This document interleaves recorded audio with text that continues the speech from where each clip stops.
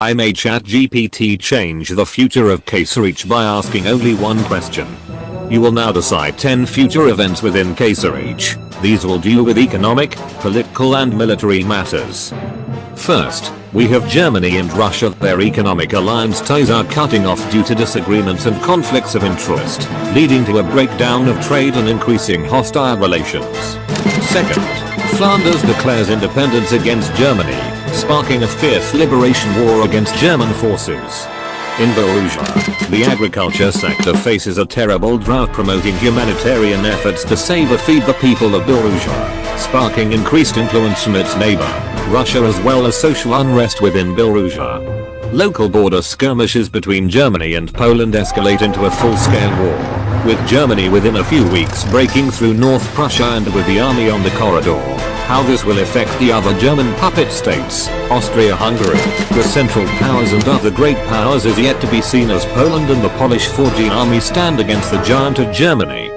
In Ukraine, internal divisions between nationalists, Russo nationalists and the government erupt into a brutal civil war, as rival factions vie for control over the country's future, leading to humanitarian crises and drawing in foreign intervention from neighboring powers. In Austria-Hungary, with new laws preventing the passage of various Balkan ethnic groups within and outside the Balkans backfiring, it fuels nationalistic settlement within the empire, dividing the people. If you like, in the break of the First World War, the Ottoman Empire would be quickly overwhelmed by the war effort, being overwhelmed and later divided by the Entente until the rise of Atatürk and the Republic. But what if that didn't happen and the empire survived the Great War?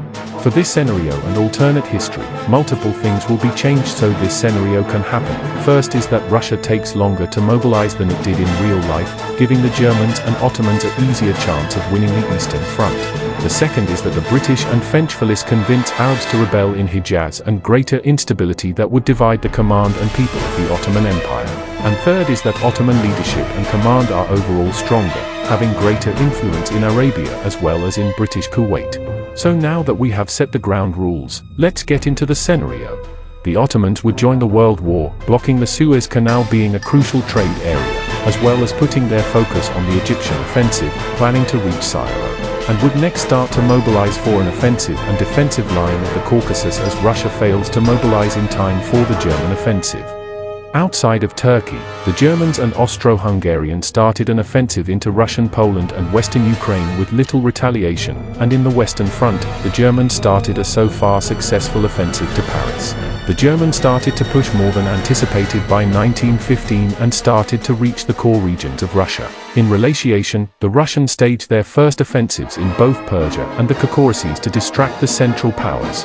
However, this would backfire, as Ottoman units went on the offensive, occupying the Caucasus and Georgia, as well as funding Persian rebels and occupying the Suez. This would also encourage the Germans to continue their Russian offensive until the winter and spring, worsening Russian morale and nationalism, although the Allies trying to convince America to join the war as well as a very silent Western offensive, the Germans still worried about loss. By 1916, the Central Powers cornered Russia into a deep stalemate, capturing Kiev, Minsk, and Petrograd. The Russians are forced to surrender as the Central Powers now focus their attention on the West, with the Americans refusing to be involved with European matters, and now a large force of Germans at the corridor. A large push for Paris is made. By the time the outskirts of Paris are reached, the French and British agree to sign a treaty, and with that the Great War ends.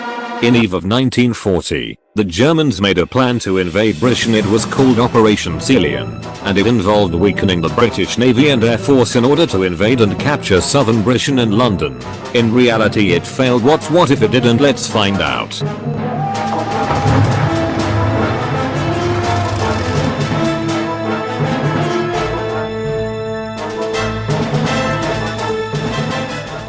Bombings of British sites and the Blitz.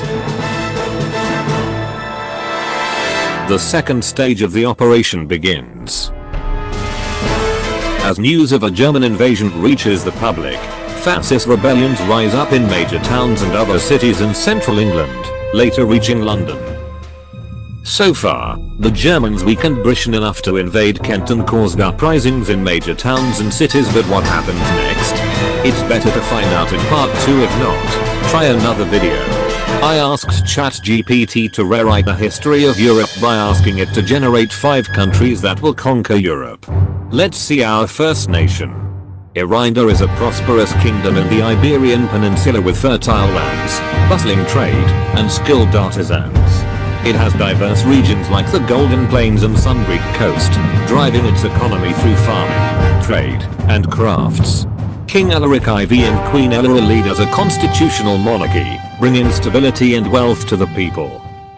And with Irinda we have Sileria, a nation with rich natural resources to the north, Venturia, known for its trade with high-quality agriculture to the east, Mauritania, a seafaring country similar to Carthage, and Elysium, known for its unique culture and flourishing naval resources to the south. We now have our 5 nations.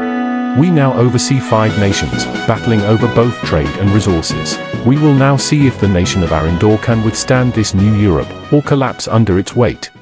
In 600 AD, tensions flare between Arindor and Sileria as they compete for control over key trade routes along the Sunbreak coast. Disputes over tariffs and maritime boundaries escalate, leading to skirmishes between naval patrols. Economic rivalry intensifies, diplomatic efforts struggle to contain the growing hostility, setting the stage for future conflicts and alliances between the 2 kingdoms. The rivalry between Arindor and Sileria threatens to disrupt regional stability and shape the course of Mediterranean politics.